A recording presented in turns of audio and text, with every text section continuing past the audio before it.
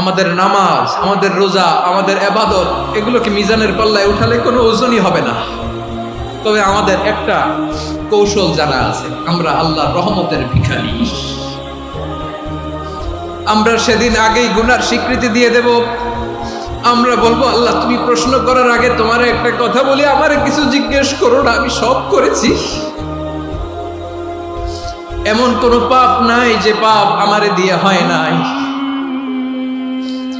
তোমার রহমত দিয়ে তুমি জান্নাতে পাঠাবা, তোমার দয়ায় জান্নাতে যেতে চাই, আমল দিয়ে না। পারবেন বলতে?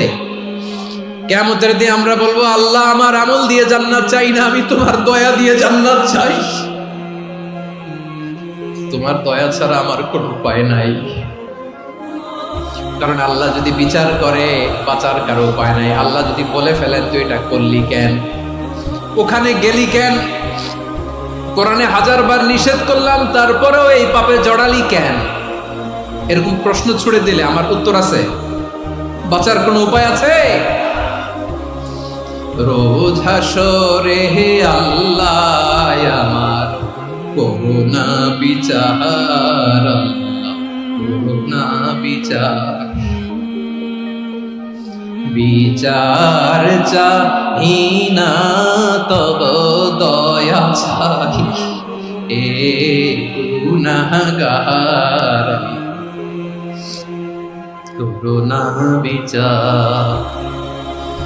আপনার আমল দিয়ে জান্নাতে যাবেন? কি দিয়ে যাবেন? আল্লাহর দয়া দিয়ে। আল্লাহর রহম আর দয়া ছাড়া কেউ জান্নাতের চেহারাও দেখতে পাবে না। আমার প্রিয় ভাইয়েরা, এই দোয়া আল্লাহর কাছে পছন্দনীয় হওয়ার কারণ 3টা। দোয়ার প্রথম অংশে আছে তাওহীদ, আল্লাহর একত্ববাদের ঘোষণা। এই দোয়ার দ্বিতীয় অংশ আছে তাসবিহ, আল্লাহর প্রশংসা সূচক বাণী। এই দোয়ার 3 নাম্বার অংশ পাপের স্বীকৃতি। তাহলে আমরা সবাই গুনাহগার। আমরা আল্লাহর কাছে পাপের স্বীকৃতি দিয়ে বলবো, ও আল্লাহ ইন্নী কুনতু মিনাজ জালিমিন, আমরা জুলুম করেছি, পাপ করেছি, অন্যায় করেছি, আল্লাহ বুঝতে পারি নাই।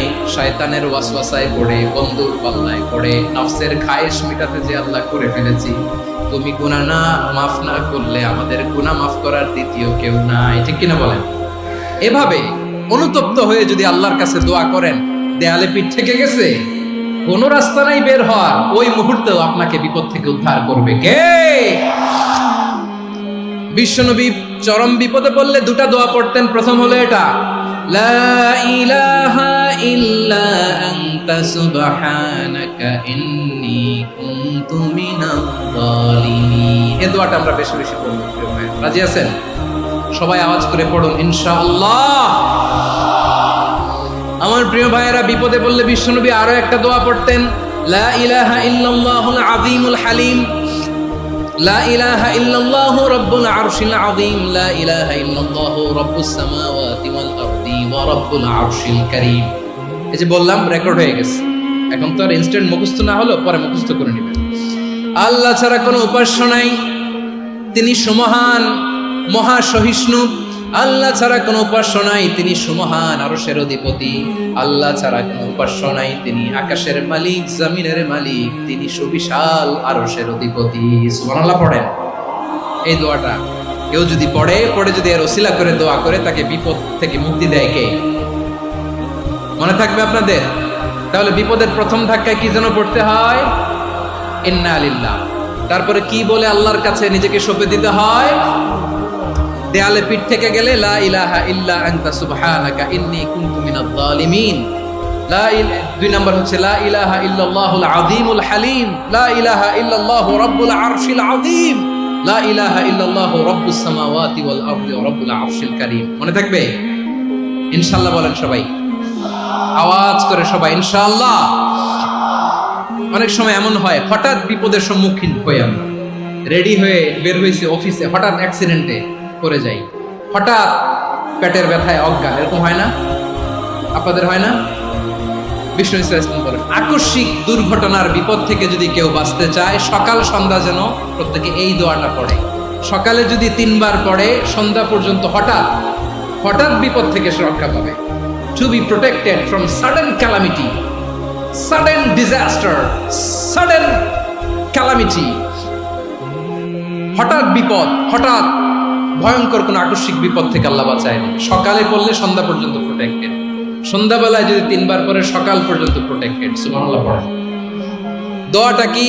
দোয়াটা হচ্ছে বিসমিল্লাহিল্লাযী লা ইয়াদুররু মা ইসমিহি শাইউন ফিল আরদি ওয়ালা ফিস সামাই ওয়া হুয়াস সামিউল আলিম। ছোট না? অনেক ছোট, মুখস্থ করবেন।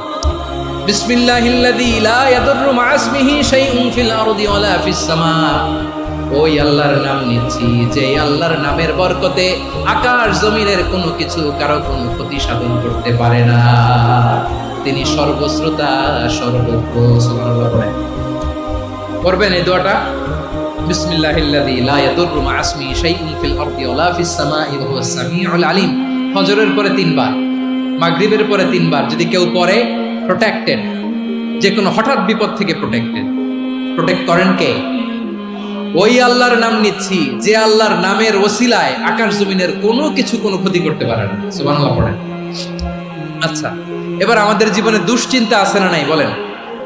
Tension, hyper tension, anxiety, depression, চিন্তা টেনশন নাই এরকম কে কে আছে দেখি? হাত তোলেন। ওই যে হাত তুলছে এক আল্লাহর ওলি, ওই যে টেনশন নাই তোমার, মাশাআল্লাহ। ও না বুঝে তুলছে, ঝোঁকের চোটে, জোশের ঠেলায় ধাক্কায় তুলে ফেলছে। সবার জীবনে টেনশন আছে না নাই? এই দুশ্চিন্তা, পেরেশানি, মারাত্মক পেরেশানি থেকে মুক্তি পাওয়ার জন্য বিষ্ণু ইসলাম 2টো